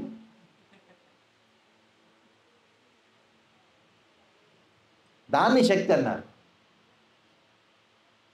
కోమలాంగం, అది కృష్ణుడి యొక్క శక్తి. అట్లాగే వైరాగ్యం కృష్ణుడు రామచంద్ర రూపంలో వచ్చినప్పుడు వర్ణాడు అయోధ్యాపతి అంటే మొత్తం ప్రపంచానికి రాజుగా పట్టాభిషేకం అవుతుంది, రాజ్య పట్టాభిషేకం అవుతుంది. తెలిసింది. ఏం తెలిసింది? నేను కనుక రేపు రాజపట్టాభిషేకం చేసుకుంటే నా తండ్రి మాట అతను నిలబెట్టుకోలేడు. నా తండ్రి మాటని సత్యంగా స్థాపించాలి అంటే, ఇచ్చిన మాటని నేను గౌరవించాలి అంటే, ఆయన గౌరవించాలంటే నేను వెళ్ళిపోయాడు. వనవాసానికి వెళ్ళిపోయాడు రామచంద్రుడు. దీని వైరాగ్యం అన్నాడు. వెళ్ళిపోయేటప్పుడు ఏడుస్తూ వెళ్ళా, అదే చిరునవ్వుతో వెళ్ళిపోయాడు. నేను రాజు కావాల్సింది, నేను వెళ్ళిపోవాల్సి వస్తుందే, అట్ట కాదు. నా ఇంటి నుంచి గుడికి వచ్చినప్పుడు మధ్యలో ఏదో 100 రూపాయలు మాది పోయింది అనుకోండి, అదే ఆలోచిస్తాం. ఎక్కడ పోయింది దాని గురించి ఆలోచిస్తాం. దీన్ని వైరాగ్యం అన్నారు. అట్లా కృష్ణుడు చూపించాడు, ప్రపంచందరికీ చూపించాడు, నేను భగవంతుడిని చూపించాడు. అదే కాకుండా అన్ని శాస్త్రాల్లోనూ భగవద్గీతలో ప్రతి ఒక్క చోటు కృష్ణుడు ఏ శ్లోకం చెప్పాడో అక్కడ చెప్పడం ఏమిటి? శ్రీ భగవాన్ వాచ. గీత చెప్పింది ఎవరు? కృష్ణుడు. అక్కడ రాసింది అంటే భగవాన్ వాచ అంటే కృష్ణుడు ఏమయ్యాడు? భగవానుడు. భాగవతంలో కృష్ణస్తు భగవాన్ స్వయం అని చెప్పడం. కృష్ణస్తు భగవాన్ స్వయం, స్వయంగా భగవంతుడే కృష్ణ. స్పష్టంగా చెప్పడుంది. సుతోస్వామి బాధ వారు ఈ మాట స్పష్టంగా చెబుతాడు. భగవాన్ స్వయం అంటే ఎవరెవరు కాదు, కృష్ణుడే. ఏ శాస్త్రాలైనా తీసి చూడండి, ఏ శాస్త్రాలైనా, అన్ని శాస్త్రాల్లో ఈ మాట సిద్ధంగా చెప్పడం ఉన్నది, స్పష్టంగా చెప్పడం ఉంది. ఏమిటి? కృష్ణస్తు భగవాన్ స్వయం. మనం ఈ మాట భారతదేశంలో జనాలకి చెప్పినప్పుడు వాళ్ళు అనుకుంటారు, ఇస్కాన్ వాళ్ళకి ఇది వేరే పని లేదు, కృష్ణ కృష్ణ అనుకుంటారు, ఇది ఇదే చెప్తారు, ఇంకా వాళ్ళ కృష్ణుడు చెప్తే ఇంకో భగవంతుడు కాదా? ఆ? ఈ కృష్ణుడిని అంత మార్కెటింగ్ చేస్తారు వీళ్ళు. కృష్ణుడు కూడా భగవంతుడే, వాడితో కూడా ఎంతమంది ఉన్నారు, వాళ్ళు కూడా భగవంతులే, అందరిని నమ్ముకోవాలండి, అందరినీ స్వీకరించాలి, ఇదేమండి కృష్ణుడి కోసమే, కృష్ణుడు ఒక్కడైనా భగవంతుడు అని కొంతమంది అనుకుంటారు. వాళ్ళందరికీ ఒక ప్రశ్న, ఎంతమంది భగవంతుడు ఉన్నారు చెప్పండి? ఎంతమంది ఉంటారు? ఒకడే. శాస్త్రాలు చెబుతాయి డెఫినెట్గా ఒకే భగవంతుడు ఉండాలి. ఇద్దరు ముగ్గురు ఉంటే వాళ్ళందరూ ఉంటారు కదా. భగవంతుడు అంటే ఒకటే ఉండాలి కదా. లేకపోతే ఇద్దరు ముగ్గురు భగవంతుడు అంటే ఎవరికి ఏరియా ఇస్తావు ఏమిటి? కష్టం కదా. యూ కెనాట్ హ్యావ్ 3 గాడ్స్ అందరూ అంటారు. ఓహో 3 భగవాన్స్ ఉంటారు. భగవంతుడు ఒకడే, ఏకం సత్, ఒకే భగవంతుడు, ఏకమేవా ద్వితీయం బ్రహ్మ, భగవంతుడు. వాళ్ళని అడగండి దేవతలు ఎంతమంది అంటే ఏం చెబుతారు? 3 దేవతలు అంటారు కదా, 33 కోట్లు అంట. ఆ కోటి అనే పదానికి 2 అర్థాలు ఉన్నాయి. కోట్లు అవ్వచ్చు, కోటి అంటే కేటగిరీ అంటే విభాగం, ఫలానా కోటికి చెందినవాడు, ఫలానా కోటికి చెందిన 33 కేటగిరీస్ ఉన్నాయి. ఈ 2 అర్థాలు తీసుకోవచ్చు. అయినా ఆ భగవంతుడు దేవతలు ఇద్దరూ సమానం అవుతే భగవంతుడు ఒకడు 33 కోట్లు దేవతలు ఎందుకు చెప్పాల్సి వచ్చింది? వాళ్ళిద్దరూ ఒకే సమానం అవుతే 33 కోట్లు ఒకటి చెప్పేసేది కదా. అంటే ఖచ్చితంగా వీళ్ళిద్దరిలో తేడా ఉన్నది. దేవతలు వేరే విభాగానికి చెందిన వాళ్ళు, భగవంతుడు ఒకడే, ఆయన పరమపురుషుడు. ఇప్పుడు మనం ఆ దేవతలకి ఆ భగవంతుడి మధ్యలో ఉండే సంబంధాన్ని తెలుసుకుందాం. ఎవరి గురించి తెలుసుకున్నారు? బ్రహ్మదేవుడి గురించి. బ్రహ్మ సంహిత అనే గ్రంథం అందరి దగ్గర ఉండాలి, ఇక్కడ కాపుకొని తీసుకెళ్ళండి. బ్రహ్మ సంహిత అనే గ్రంథంలో బ్రహ్మదేవుడు స్వయంగా అతని గురించి చెప్పుకుంటాడు. భాస్వానతాశ్మశకలేషు నిజేషు తేజ స్వీయం కియత్ ప్రకటయద్యపి తద్వదత్ర బ్రహ్మాయ ఏష జగదండ విధానకర్త గోవిందమాది పురుషం తమహం భజామి అన్నాడు. ఎవరన్నాడు? బ్రహ్మదేవుడే అన్నాడు. నేను గోవిందుడు ఆది పురుషుడిని భజన చేస్తాను. నేను ఎవరంటే జనాలు అనుకుంటారు నేను సృష్టికర్త అనుకుంటారు. కాదు, వాళ్ళందరూ మూర్ఖులు. నేను సృష్టికర్తను కాదు. అసలైన సృష్టికర్త ఎవరు? కృష్ణుడే. అయినా విన్నామే బ్రహ్మాద క్రియేటర్ అని. బ్రహ్మదేవుడు చెబుతాడు, నా క్రియేషన్ ఏంటో చెబుతాను. భాస్వాన్ యథాశ్మశ కలేషు నిజేషు తేజ. ఒక ముత్యం ఉన్నది, లేకపోతే ఒక మాణిక్యం, ఒక డైమండ్ ఏమన్నారు? వజ్రం ఉన్నది. ఆ వజ్రం మెరుస్తుందంట, బాగా మెరిసిపోతుంది.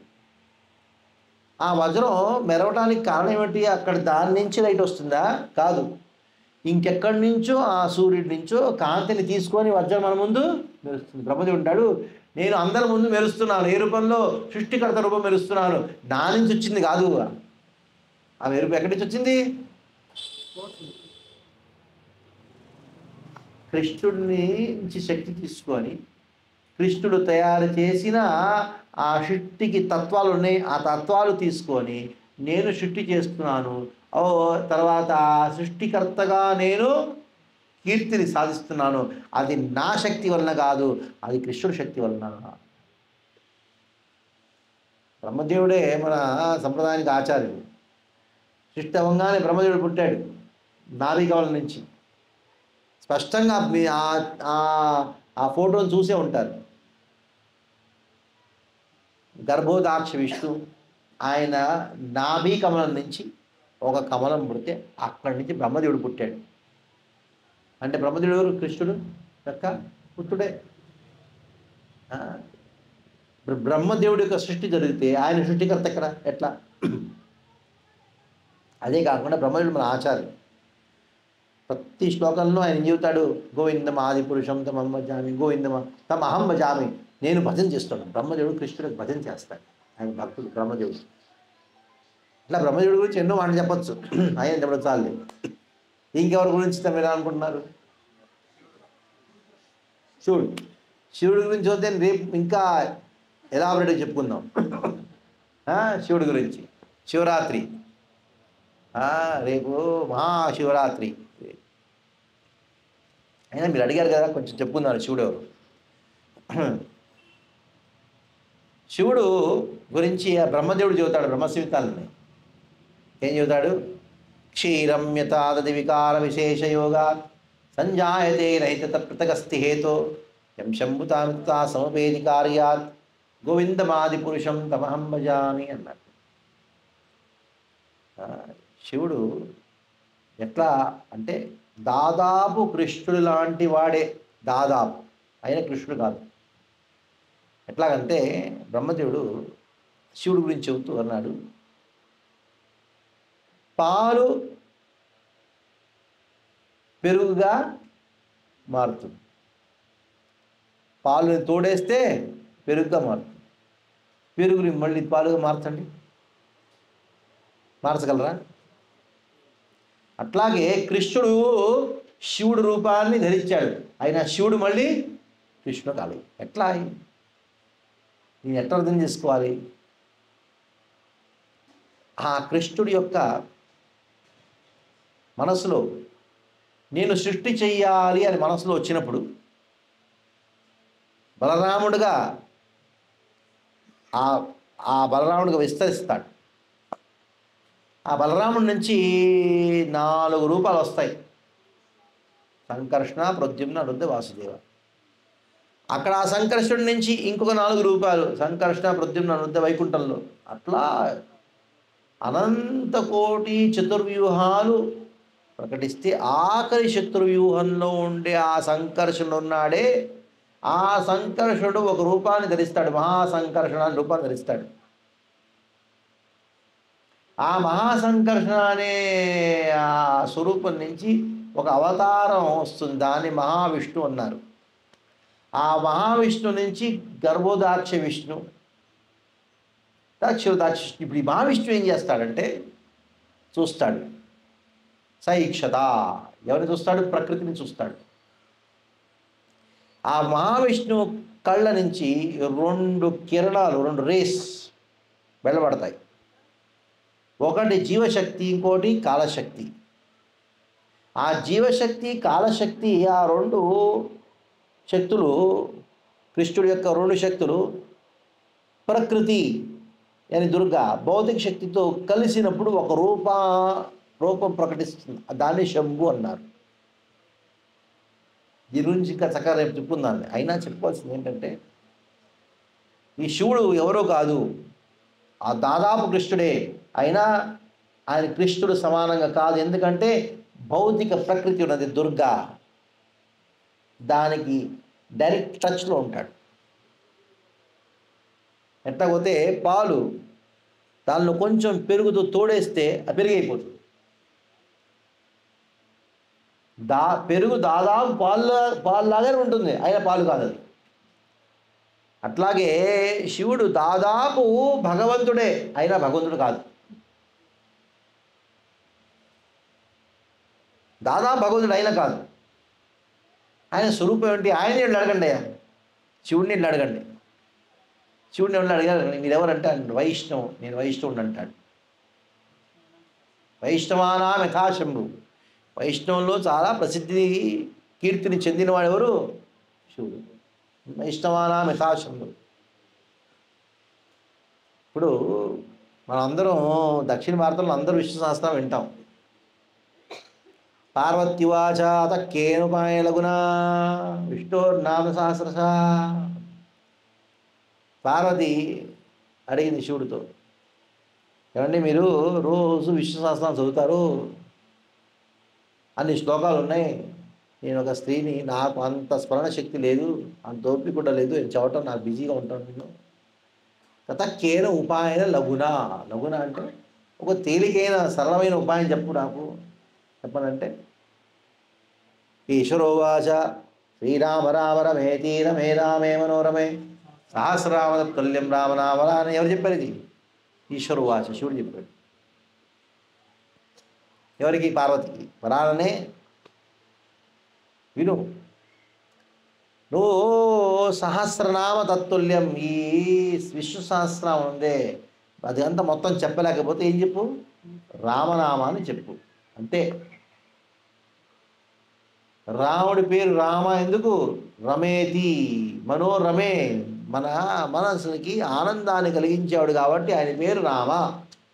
ఆ రాముడి పేరు చెప్పుకో అంతే. ఒకసారి రాముడి పేరు చెబితే చాలు, విష్ణు సహస్రనామం చెప్పినట్టే. అందుకని శివభక్తి చేయాలంటే ఏం చేయాలి చెప్పండి? రామనామం జపం చేయాలి. ఈ రామనామాన్ని ఎంత జపం చేస్తే అంత శివభక్తి చేసినట్టే.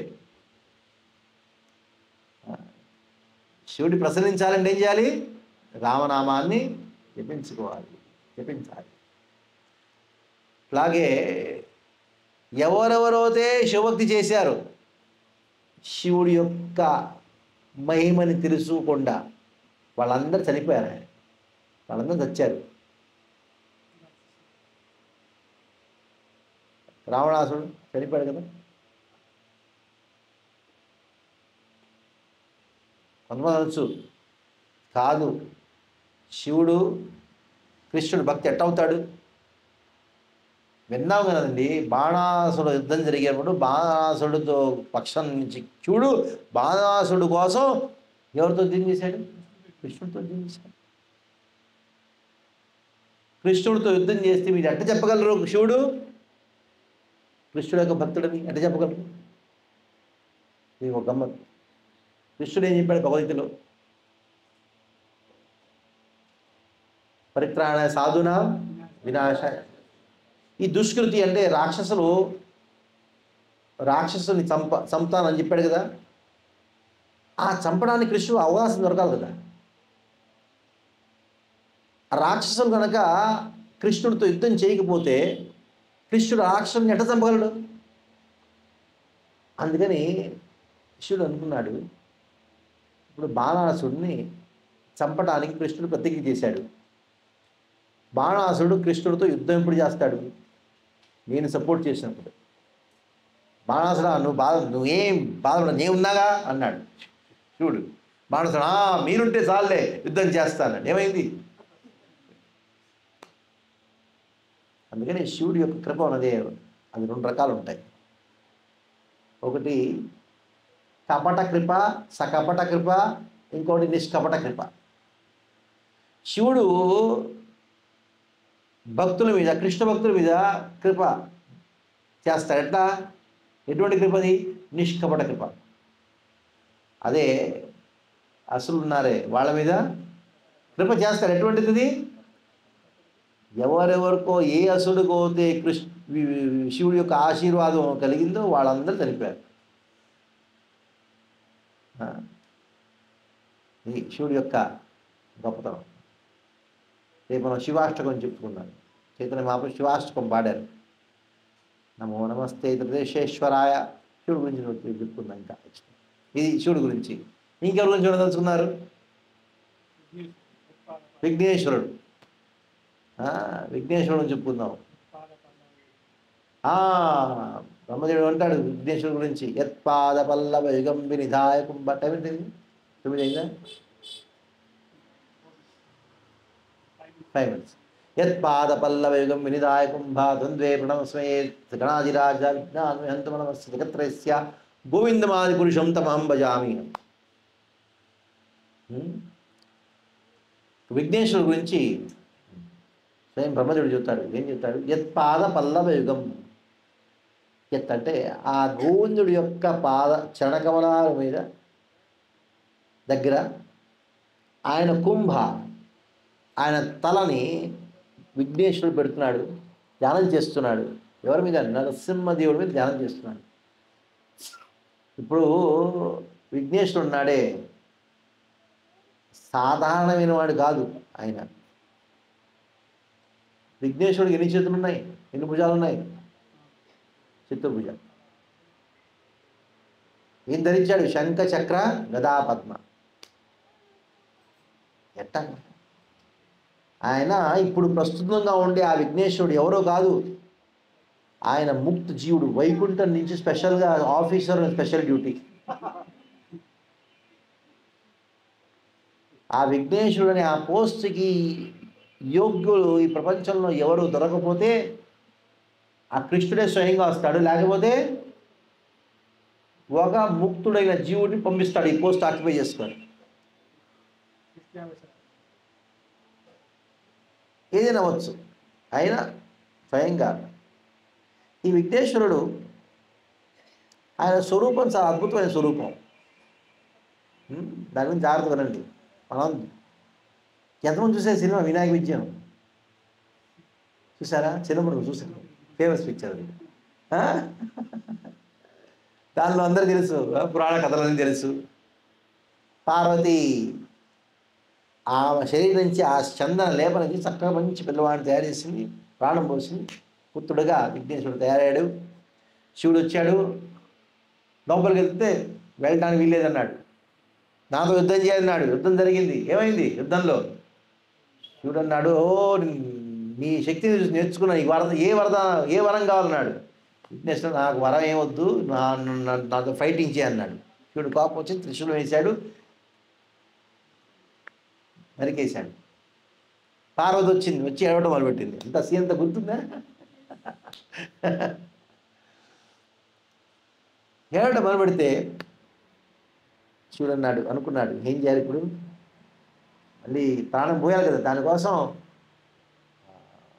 శివుడు ఆ భూతకన్నకు చెప్పాడు, నువ్వు ఉత్తర దిక్కుకి వెళ్ళి నువ్వు ఎవరు కనిపిస్తే వాళ్ళ తలను తీసుకురా అన్నాడు. ఉత్తర దిక్కుకి వెళ్ళి ఎవరు కనిపించారు అక్కడ? అది తప్పదు, ఏనుగు కాదు, ఒక వినాయకుడు కనిపించాడు. రకరకాల యోనులు ఉన్నాయి, గంధర్వ, యక్ష, కిన్నర, కింపురుష, అట్లా ఒక యోని ఉన్నది, వినాయక యోని ఉన్నది. ఆ టైంలో అతను ఆల్మోస్ట్ ప్రాణాలని త్యాగం చేసే పరిస్థితిలో ఉన్నాడు. ప్రాణాలు కంప్లీట్గా పోలా. అతని తలని తీసుకొచ్చి పెట్టాడు. వినాయక ఆ యోని ఎట్లా ఉంటుందంటే శరీరం మనుషులాగా ఉంటుంది, తల ఏనుగు తల. అందుకని వినాయకుడి పేరు వినాయక. నిజంగా చెప్పాలంటే ఆ వినాయక యోనులు ఉన్నారే, అంత మంచి యోనులు కాదు వాళ్ళు. వినాయకుడిలాగా కనిపిస్తాడు, వినాయక యోనిలాగా కనిపించేవాడు కాబట్టి ఆయన పేరు వినాయక వచ్చింది, వినాయక. అట్లా అయినా ఇంకో గమ్మత్తు ఏమిటంటే వినాయకుడి యొక్క గాయత్రిలో ఏకదంతాయ అంట కదా, ఏకదంతాయ విద్మహే ఏకదంతాయ. ఏమిటి, ఎందుకు వచ్చింది? దానికి ఎన్నెన్నో చాలా స్టోరీస్ ఉన్నాయి. అయినా ముఖ్యమైన స్టోరీ ఏంటంటే దాని గురించి వ్యాస మహర్షి మహాభారతాన్ని రాయదలుచుకున్నాడు. వ్యాస మహర్షి అనుకున్నాడు, నేను మహాభారతాన్ని చెబుతాను, రాసేవాడు ఎవరో కావాలి, స్టెనోగ్రాఫర్ కావాలి. దేవతలు ఉన్నారు, మా దగ్గర మంచి అబ్బాయి ఉన్నాడు, మంచి గుణంతో సంపన్నుడై ఉన్నాడు, బుద్ధివంతుడు కూడా, ఆయన మీ సేవకి ఇస్తా ఉన్నాడు. వినాయకుడు పంపించారు. వినాయకుడు అన్నాడు, మీ సేవకు నేను వచ్చాను, ఏం చేయాలి చెప్పండి అంటే వ్యాస మహర్షి అన్నాడు, నేను చెబుతాను, డిక్టేట్ చేస్తాను, రాయమండి. వినాయకుడు అన్నాడు, నాకు ఒక అలవాటు, నీకు సేవ చేస్తాను కానీ ఏది చేసినా ఒక కండిషన్ ఉంటుంది. అప్పుడు వ్యాసమహర్షి ఏమిటంటే వినాయకుడు, మీరు నాన్ స్టాప్ చెప్పాలి, ఒక శ్లోకం తర్వాత ఇంకో శ్లోకం వచ్చేసేయాలి, ఊపిరికి కూడా మీరు ఆగకూడదు, ఎక్కడైతే ఆపారో అక్కడ ఆగిపోతుంది అన్నాడు. అంత వ్యాస మహర్షి ఓకే అన్నాడు. ఆయన నాకు ఒక కండిషన్ అన్నాడు. వినాయకుడు ఏం కండిషన్ అంటే, నేను చెబుతాను, నేను చెప్పిన దాన్ని అర్థం చేసుకున్న తర్వాత రాయాలి. నేను చెబుతుంటే స్టెనోగ్రాఫర్ రాయకూడదు, చెప్పింది నేను ఫస్ట్ అర్థం చేసుకోవాలి, తర్వాత రాయాలి. వెంకన్న ఓకే అన్నాడు. వ్యాస మహర్షి ఒక శ్లోకం చెప్పాడు, వినాయకుడు అది అర్థం చేసుకోవడం ఒక సెకండ్ పడుతుంది కదా. ఆ టైంలో వ్యాస మహర్షి ఊపిరి. అట్లా మొత్తం మహాభారతం కంప్లీట్ అయింది. మహాభారతం మధ్యనే వస్తుంది, మధ్య మహాభారతం, భగవద్గీత. ఆ భగవద్గీతని రాసిన వాడెవరు? విఘ్నేశ్వరుడు. ఫస్ట్ అర్థం చేసుకున్నాడు ఎవరు? వ్యాస మహర్షి తర్వాత విఘ్నేశ్వరుడు. ఎందుకు రాశాడు? మన కోసం రాశాడు. ఆ విఘ్నేశ్వరుడు ఈ సేవ దొరకంగానే రాయడానికి పెన్ను కావాలి కదా అనుకున్న, పెన్ను తీసుకోవడానికి అక్కడిక్కడికి వెళ్ళాల్సి వస్తుంది. ఏం అక్కర్లా, నా ఇక్కడ ఉందిగా, కట్ చేశాడు, రాయటం అని పెట్టేశాడు. ఆయన దంతంతో రాసింది. ఇప్పుడు వినాయక చతుర్థి వచ్చింది, మనం ఏం చేస్తాం? వినాయకుడు వస్తే ఏం భోగం పెడతాం? మోదక్. వినాయక ఏమంటాం మనం? అంటాం చూడు, ఏమంటూ మోదక్ అని మహారాష్ట్ర అంటుంది, మనం అంటాం ఉండ్రాలు పెడతాం. వినాయకుడా ఉండ్రాలు తిను. వినాయకుడు అంటే భగవత్ చదివావా అంటాడు. చదవలా? చదివా. నీ కోసం నేను భగవతి రాశాను, నీ కోసం రాసిన భగవతి చదివినా నువ్వు నా కోసం చేసి ఉండ్రాలు తింటా అంటాడు. అంటే వినాయకుడి భక్తి చేయాలంటే భగవతి చదవాలి. అది విఘ్నేశ్వరుడిగా పేరు ఇక్కడ ఎప్పుడు వచ్చిందంటే, నరసింహ ప్రకటించినప్పుడు అంతా దేవతలందరూ భయపడిపోయారు ఆ స్వరూపాన్ని చూసి. అందరూ స్తోత్రం చేశారు, అయినా ప్రశాంతం కాల. ప్రహ్లాద స్తోత్రం చేస్తే ప్రశాంతంగా అయినట్లు కనిపించాడు నరసింహస్వామి. ఇంకా దేవతలకు భయం, దగ్గరికి వెళ్తే ఏమవుతుందో అని. ఇప్పుడు ఒకతను కోపం తగ్గింది, దానికి లక్షణం ఏమిటి? నవ్వుతే కదా. దేవతలందరూ వాళ్ళ వాహనంలో తొందరగా వచ్చేశారు, ఇతనికి మూషిక వాహనం రావటం లేట్ అయింది. ఆ ఎలుగు మీద కూర్చొని వచ్చాడు. ఆ నరసింహస్వామి స్వరూపాన్ని చూసి ఆశ్చర్యపడిపోయి నృత్యం చేయడం అనమాట. దేని మీద? ఆ మూషిక వాహనం మీద. అది తట్టుకోలేక ఆ మూషిక వాహనం అది తికమైకైంది, అది కింద పడిపోయాడు. ఆ దృశ్యాన్ని చూసి నరసింహస్వామి దేవతను అనిపించింది. నరసింహస్వామి అన్నాడు, గణేష నువ్వు నన్ను నవ్వించావు కాబట్టి నీకు వరదానం ఇవ్వాలనుకుంటున్నా. ఏమిటా వరదానం? నా పని నీకు ఇచ్చేస్తా అన్నాడు. నరసింహస్వామి పని ఏమిటి? విఘ్నాలను దూరం చేయటం కదా. అప్పుడు విఘ్నేశ్వరుడుగా పొజిషన్ వినాయకుడు ఎప్పుడు వచ్చింది? నరసింహస్వామి కృప వచ్చింది. అట్లా విఘ్నేశ్వరుడు గురించి చెప్పుకున్నాం. అంటే ఆ దేవతలందరూ వాళ్ళందరూ కృష్ణ భక్తులు. మనం ఏం చేస్తాం? వాళ్ళ భక్తి చేస్తాం. వాళ్ళు ఏమనుకుంటున్నారు, ఎక్కడి నుంచి వచ్చాడు ఆయన నా తల తినడానికి? ఎందుకంటే ఈ దేవతలందరికీ తెలుసు ఎందుకోసం వచ్చాడు మీ దగ్గరికి. నా కోసం రాలా, నా కోసం రాలా, నా వల్ల ఏదో ప్రయోజనం కోసం వచ్చాడు. అందరికీ తెలుసు దేవతలు బుద్ధిమంతులు, చాలా బుద్ధిమంతులు, మనకంటే బుద్ధిమంతులే. మనం అనుకుంటాం మనం పూజ చేస్తాం దేవతల్ని. వినాయకుడి దగ్గరికి వెళ్ళి పెద్ద టెంకాయ కొట్టి పరీక్షలో పాస్ చేయాలి. ఇదే మంచివాడు, సాత్వికుడు. రజసిక భావన వచ్చాడు, వాడేమన్నాడు? వినాయక నన్ను పరీక్షలో పాస్ చేసి నీకు టెంకాయ కొడతా. మొదటివాడు ఏం చేశాడు? కట్టుతో అడిగాడు. రెండోడు ఏం చేస్తాడు? పాస్ అయిన తర్వాత కొడతాయి. మూడోవాడు ఇంకా దుర్మార్గుడు, వాడన్నాడు, వినాయక నువ్వు నా పరీక్షలో పాస్ చేస్తే టెంకాయ కొడతా, నీ ముందు కొడతా, ఫెయిల్ అవుతుంది నీ మీద కొడతా అంటాడు. తామసి తెలీదా వినాయకుడికి ఎటువంటి వాడు వస్తున్నారు నా దగ్గరికి? శివుడికి తెలియదు ఎటువంటి వాళ్ళు వస్తున్నారని. తెలుసు, అంత తెలుసు. ఏం చేద్దాం? వాళ్ళకు తలనొప్పి, ఈ దేవతలకు పెద్ద తలనొప్పి, వాళ్ళ భక్తులు వాళ్ళకి తలనొప్పి. వాళ్ళు ప్రార్థిస్తారు. ఎప్పుడు వీళ్ళు అర్థం చేసుకుంటారు,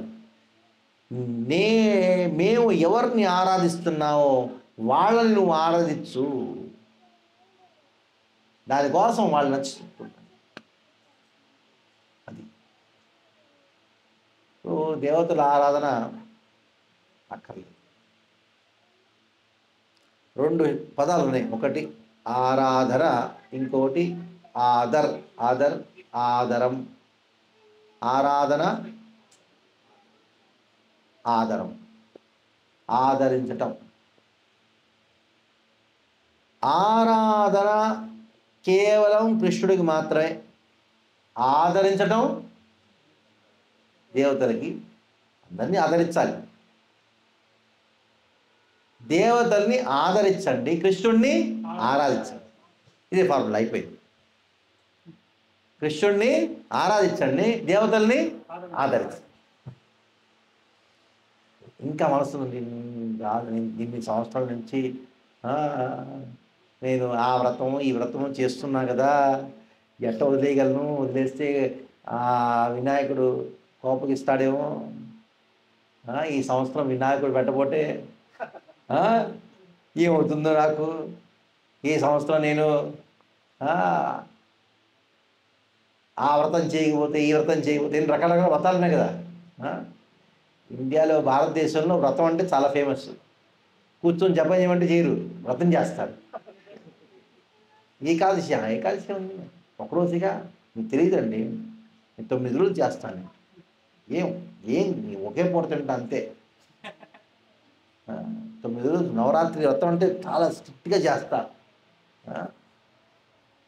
నవరాత్రి అయింది, దసరా అయింది, తర్వాత దసరా, తర్వాత ఏకాదశి. ఆ రోజు కూర్చొని ఏంటి, టీవీ చూస్తుంటాం, అన్నీ లాగించేస్తుంటాం.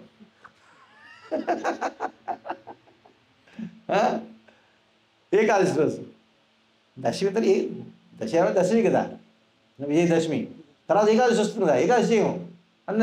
ఇన్ని రోజులు వ్రతం చేశాంగా, ఇన్ని రోజు 10 రోజుల నుంచి ఏం తినలేదు కదా, అది 11 రోజు కాదు. ఈ వ్రతములు అవన్నీ ఏమి చేయక్కర్లా, కేవలం కృష్ణుని ప్రసరించడానికి మాత్రమే మనం చేయాలి. ఏకాదశి వ్రతం, జన్మాష్టమి, వైష్ణవ క్యాలెండర్లో వచ్చిన వ్రతాలు చేయాలంటే. దేవతల్ని కనుక మీరు ప్రార్థించాలి అని అనుకుంటే చేయండి, ప్రార్థన చేయండి. వినాయకుడితో ప్రార్థన చేయండి, వినాయక నా భక్తి మార్గంలో కృష్ణుడి యొక్క సేవలో ఉండే ఆ విఘ్నాల్ని నువ్వు దూరం చెయ్యి అని నాట్యం చెయ్యి. తర్వాత దుర్గాదేవిని ప్రార్థించాలి. ఏమిటి, గోపికలు ఏమన్నారు, కాత్యాయని దగ్గరికి వెళ్ళి కృష్ణుడిని నాకు భర్తగా చేయుగాక. అట్లాగే శివుడి ప్రార్థించండి, శివ నీ మనస్సు కృష్ణుడి మీద తైలధారయంతే. అంటే ఒక నూనెని మనం అట్లా పోస్తే దాని ధార ఎట్లా ఉంటుంది, అట్లా నీళ్ళు ధార అట్లా అట్లా కొంచెం వేవరింగ్ అవుతుంది. తైలధార అది చాలా స్మూత్గా ఉంటుంది. ఎట్లాగైతే తైలధారలాగా నీ మనస్సు కృష్ణుడి యొక్క చరణకమలాల్లో ఉన్నాయో, ధ్యానం చేస్తున్నాయో, అట్లాగే నాకు కూడా అటువంటి ధ్యానాన్ని ప్రసాదించు, అటువంటి భక్తిని ప్రసాదించు అని శివుడిని కోరుకోవాలి. కొంతమంది భౌతిక కోరికలు ఉంటే ఉన్నా కృష్ణుడి దగ్గరికి వెళ్ళండి, దేవుని దగ్గరికి వెళ్ళవసరంలా. వెళ్ళినా కూడా వాళ్ళు కృష్ణుడి నుంచి తీసుకొచ్చేస్తారు. అందుకని కృష్ణ ఉన్నాడు భగవద్గీతలో, అహమాదిరి దేవానాం అన్నాడు. దేవతలకి నేను ఆదిగా ఉన్నాను. ఈ భగవానుడు ఎవడు, భగవత్ శబ్దానికి అర్థం ఇవాళ మనం తెలుసుకుందాం. ఏమైనా ప్రశ్నలు అడగండి, లేకపోతే రేపు శివ శివ శివ శివ శంభో శంకర మహాదేవ ఆయన గురించి చెప్పుకుందాం, ఆయన తత్వాన్ని చెప్పుకుందాం, ఆయన కొన్ని నీళ్ళు చెప్పుకుందాం, శివుడి యొక్క గొప్పతనాన్ని. శివుడిని స్తోత్రం చేస్తూ చైతన్య మహాప్రభువారు అష్టకాన్ని పాడారు. ఓ నమస్తే విశ్వేశ్వరాయ భూతాదినాథాయ హృదాయ హృదాయ సంగత్తరం గోతిత బాలచంద్ర చూడాయ గౌరీ నయోత్సవాయ. అద్భుతమైన 9 శ్లోకాలు ఉన్నాయి. అది అవుతే మీకు ఇంకా వీలుగా ఉంటే రుద్రగీతం భాగవతం 4వ స్కందంలో ఉంది, దాన్ని కూడా సాయంత్రం చెప్పుకుందాం. హరే కృష్ణ కృష్ణ కృష్ణ హరే హరే, హరే రామ రామ రామ హరే హరే.